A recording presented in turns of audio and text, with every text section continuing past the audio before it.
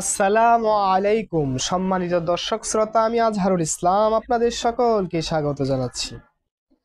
আজকের ভিডিওতে আমরা জানব শিক্ষায় গবেষণার উদ্দেশ্য কি এবং কেন এটি গুরুত্বপূর্ণ।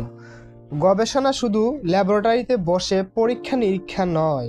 শিক্ষাক্ষেত্রে গবেষণা মানে হলো শিক্ষা পদ্ধতি, নীতি ও বাস্তব সমস্যা নিয়ে গভীরভাবে চিন্তা করা, বিশ্লেষণ করা এবং সমাধান বের করা।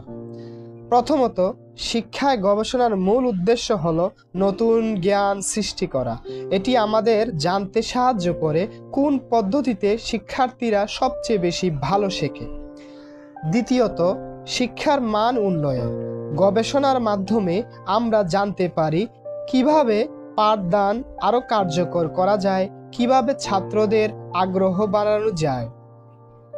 তৃতীয়ত, সমস্যা চিহ্নিত ও সমাধান। অনেক সময় স্কুল বা কলেজে নানা সমস্যা দেখা দেয়, যেমন ঝরে পড়া, উপস্থিতির কম বা পাঠ্য বস্তুর অসামঞ্জস্যতা। গবেষণা এসব সমস্যার মূল কারণ খুঁজে বের করে কার্যকর সমাধান দিতে পারে গবেষণা। চতুর্থত, নীতি নির্ধারণে সহায়তা।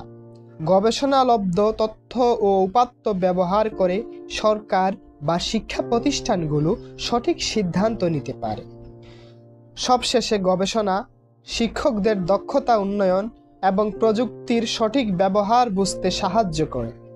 সার কথা হলো, শিক্ষা গবেষণা মানে শিক্ষাকে আরও উন্নত, আধুনিক ও কার্যকর করার একটা পথ।